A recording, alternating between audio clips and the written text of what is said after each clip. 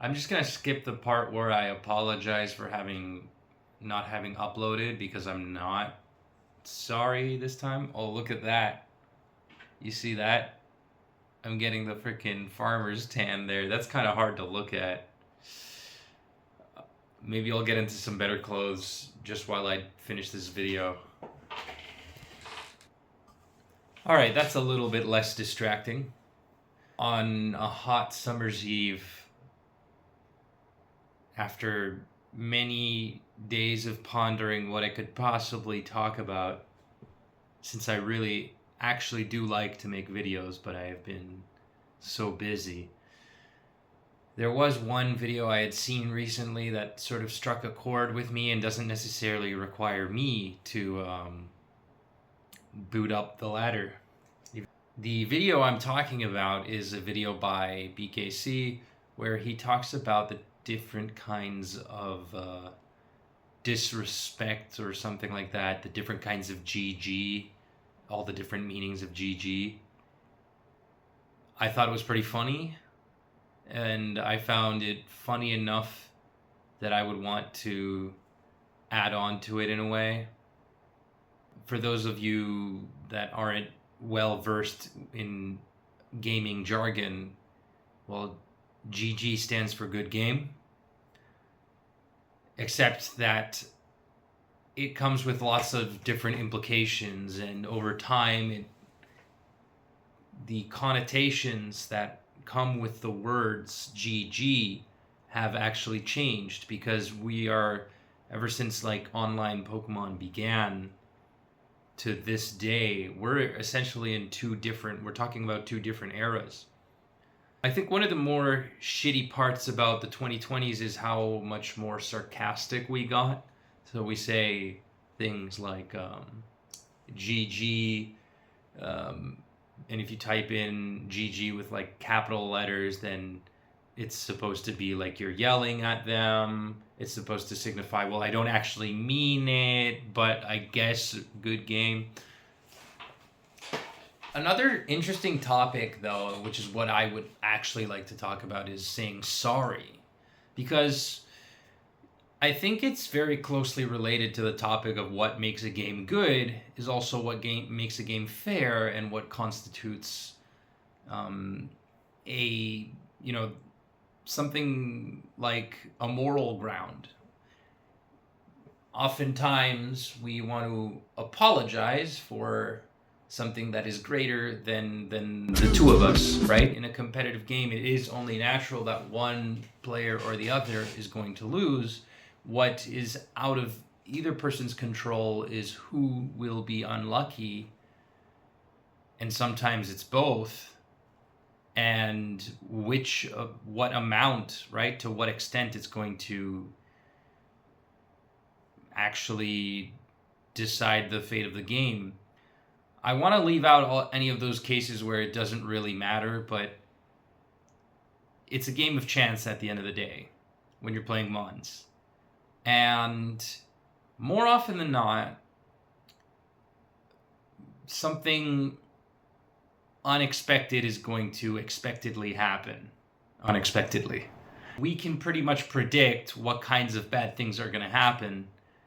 Among high-level players, you could walk up to somebody and say, well, I had a Zapdos in Generation 2 GSC where, I basically had the game in the bag, and I was facing this Cloyster, and I basically was going to win this game. And then the other guy can just finish the sentence and say, well, let me guess. You missed Thunder, Cloyster exploded, you barely survived, or I don't know. Or you missed Thunder, and Lax managed to rest up, then he set up and beat and swept you. Like, things like that. So, with this in mind, we try to optimize our play to avoid such things from happening as much as possible. Sort of. One of the ways of optimizing it is just winning as quickly as possible. Fewer turns means fewer chances of hacks occurring. And the other one is to sort of just slowly pick apart the opponent's team and have way more defenses than your opponent could possibly hacks you for. But that is a very risky game to play. It can work sometimes, and sometimes it's beautiful, but it doesn't always pan out. In a competitive environment, it's important to discern the good from the bad and the unlucky from the lucky. What constitutes a fair game is really, at the end of the day, not objectivity, but a universal subjectivity at best. So, with this in mind, let's talk about the word sorry. It's very strange because Pokemon has such a way of, in its scene, in its community, to be so petty about wins and losses and luck that really doesn't affect any other game, including games of chance. Like, you're not going to play Monopoly and apologize for rolling a 12 or for having somebody land on Boardwalk and paying, their son's earnings in rent because there was a hotel placed there. That's just the game. We know how it is. No one says sorry for a fucking pair of dice. Yet at some point, we kind of have this entitlement that we're owed an apology. There are players that use and abuse luck as we have the tools to know how things work, and so instead of treating it as luck, we treat it as a mathematical probability or likeliness of happening. One person who sort of went down in history for playing his outs or even multiplying his chances of victory was Earthworm. He is a retired player, but he was also really ahead of the curve back in the early 2010s? I don't know precisely when he started, but he was good in GSC, RBY. He was good in Gen 3, he was good in Gen 4. For a time, he was like the shit in Gen 2. So, using something such as paralysis, which is actually one of the more understated techniques that you can use. We always talk about how bad freeze and sleep is, but we don't talk about how paralysis is so good. And so there comes a point where it's like, well, are you really sorry that the opponent full parried 3 times in a row and you got to win with your dinky little Pokemon? In a case like that, probably not, right? So, in my own experience, I've always been trying to make the best, right? It's conceited to say that I've never complained about hacks, but hacks doesn't typically piss me off in the way it pisses off a lot of other people. Because I feel like, knowing that it's part of the game, it's not something that I should blame the other person for. Right? Even though there have been times where I was the toxic guy and let them know that, it's not because of their skill that they won and stuff like that, because I can be a prick too. So when I was, usually when I was playing more actively, I'd relish the hacks and say, well, I'm losing right now. But let's see what happens in 30 turns if I play everything as good as possible. And sometimes I play out of my mind when my back is against the wall. That's kind of just the way I am in life. So I don't want people to apologize to me for something that is out of their control. And likewise, if I hacks the shit out of them, even though it wasn't planned, or it was a Hail Mary move, because if that hadn't happened, I would have definitely have lost, I typically don't apologize. Not even in friendlies. I remember having played lots of friendlies with one player in particular, and he was a bit of a prick.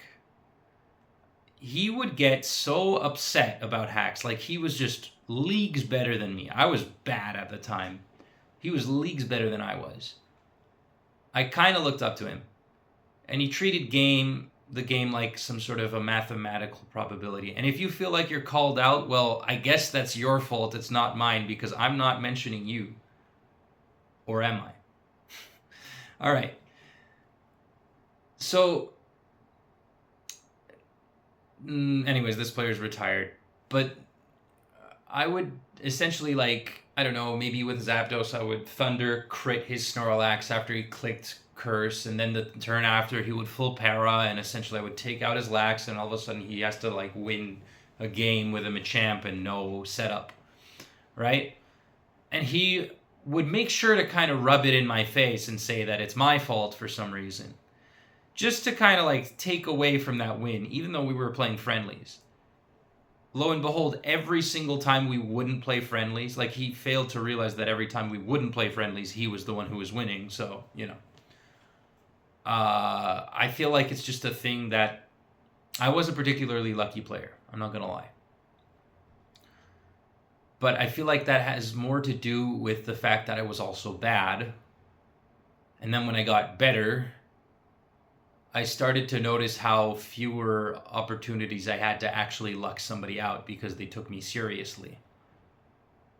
In any case, people on Showdown are polite despite what the internet and YouTube might want to make you believe. And so more often than not, I would have people apologize to me. And I think the correct etiquette would be to say, well, it's not your fault, right? Some people say to accept sorry and that's it. But I would say it's not your fault, you know, or no biggie or whatever. But sometimes I would get I would kind of double down on my own philosophy that you should never complain about hacks, and I would refuse to acknowledge that sorry, that apology. And it's like, no, don't apologize. It's wrong. And I try to explain that sometimes when I am cooler, and I say, don't apologize because, not because you're an asshole and you were asked and you meant to do it, but because it's part of the game, and it would be wrong because a lot of people expect an apology. And, or at least in my mind, due to some of the interactions I had with said former player, they would do anything to take away the win from you. And this is actually a very common theme. Sometimes due to the hacks, we feel like we're not rewarded. Even higher up players, they do their best to kind of shy away from celebrating those kinds of victories. The infamous Lavos case where, you know, a Gyarados double flinched a Jirachi that was guaranteed to Oko it, you know. But the point is that I kind of came around to realizing that that isn't really true. It's not fair. You know, we say sorry. I think we say sorry because we want to just acknowledge that there, like BKC said in his videos, that there is in fact a human side, and I think he's opened my mind to that a bit. You know, I'm just trying to be nice, asshole. You know, it makes sense. So don't apologize. I don't think anyone is obligated to. Unlike where GG, it's considered proper etiquette to say GG at the end of a game, even if you did luck out. When you say sorry, it's not warranted. Like, it's just entirely on the person that is benefiting from the luck. Another thing I notice is the curse that comes with saying sorry, is that when you say sorry, there is it feels, the perception is that odds against you winning suddenly skyrocket because you immediately follow up with losing just a pure skill and you look silly, or you lose because the other person haxes you back. And boy, do I feel dumb now that I apologized and then the other person didn't apologize back. Like, all right? Hence why sometimes we will say, you know, oh, bra moment, or Pokemon, that's just the way it is. Or it do be like that sometimes. Moral of the story, it's much better if you apologize for your shitty behavior, because let's be honest here, when you, sooner or later, someone is going to be on your bad side, than to apologize for something that is out of your control. But if you really want to, I guess you can, right? I feel like we need to take ourselves a little bit less seriously when we're playing friendly games and stuff. And even tournaments, to be honest, but it's very hard. I am going to acknowledge that. Part of the beauty about Mons is that we're playing such a diverse game that we're, you know, different mindsets are bound to cross paths and encounter. And so we're left to confront ourselves. Part of what I like so much about Mons and strategy games, or games in general, is that, in my way of living it, is that technique is like a form of philosophy. To discuss what the Greeks would call techne is to discuss philosophy, at least in my mindset.